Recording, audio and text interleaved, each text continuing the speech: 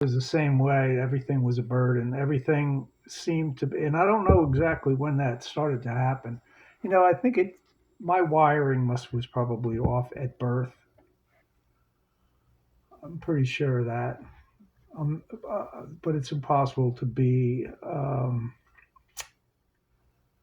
confident that something might have happened in childhood that I don't remember that put me on the wrong path, because when you were talking about that you saw all these things as burdens, you know, um, that you had to go to see your kids. Oh, this is big talk, crosstalk, but I just wanted to let you know that I understand exactly what you're talking about because I was in the same place.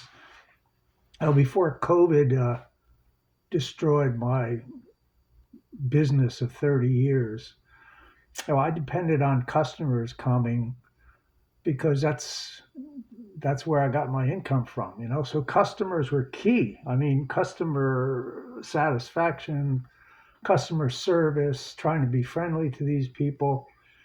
And slowly over that 30-year period, I went from being grateful for these people who were coming to resenting them for coming, especially if they came early.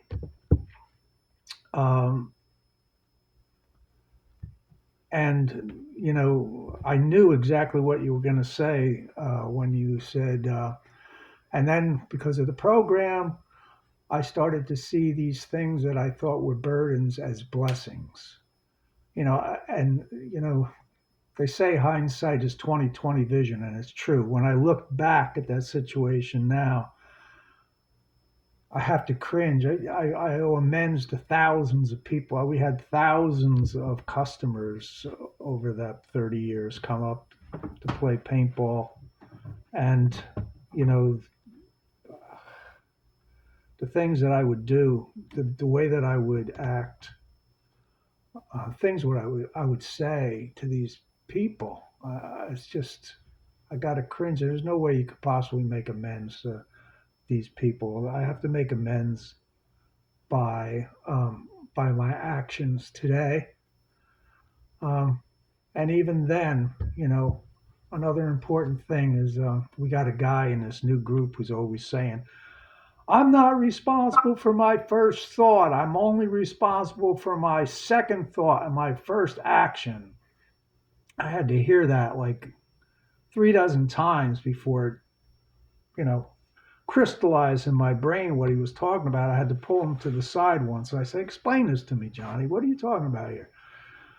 And it's so true. Like my brain is trained to go to the negative, to the defensive, to the attack mode instantaneously when something, especially when something doesn't go my way, which is 90% of the time in life for everybody. I guess it doesn't go the way you expect it, doesn't go the way you want it. And immediately, my first thought is, why is this happening to me? Blah, blah, blah, blah, blah, blah. If everybody would just do well, that sort of thing. And that's when you got to bite your tongue. Well, the program teaches us that's when you got to pause. That's when you got to think. To use the example like you used when with the dental issue there, you're taking a day off of work, you're all ready to get this thing over with, and you get a call, and you're ready. I would be ready to blow up right in that person's face over the phone, jump down her throat.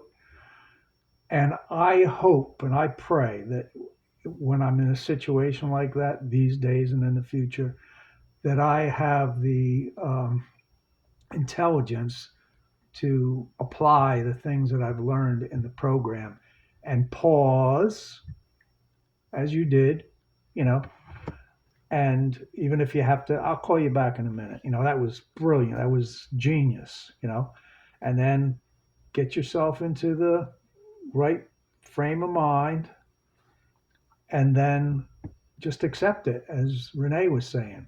It's really tough, the situation that she's in. I understand that too because I moved last March and it was still cold and there was still snow on the ground and still ice, and driving from North Jersey to South Jersey, in my car, 3 times a week, making a, 4 hour trip. Uh, that's so tough. There's so much pressure. There's so much stress, and that's luckily, fortunately for us, we have the program now that we can use to, because without it, I hate to think where I was. I would probably be dead by now because my solution to everything was to drink. Uh, if somebody did that to me, called up and said, "Oh, we're going to have to cancel your dental appointment. Sorry, but something came up, so we'll schedule it for next week." My reaction would probably been like, "You know what? I'm going. Forget it. I'll find some other dentist. This is ridiculous. I've been going to you guys for 5 years. Hang up and go directly to a liquor store and get some booze. Probably drink it, pass out, wake up 3 or 4 hours later, and go back out and buy more. And then I'd be sick for 3 or 4 days, and who knows what I would do in a blackout. I don't have to do that anymore. I'm very fortunate. I'm very grateful to the program. As much as I want to grumble about the program, I'm very fortunate that I found this. I'm still alive. Thanks a lot for listening, and Thank you, please, Steve. please forgive my crosstalk. Thank you, Steve. Yeah, you're right.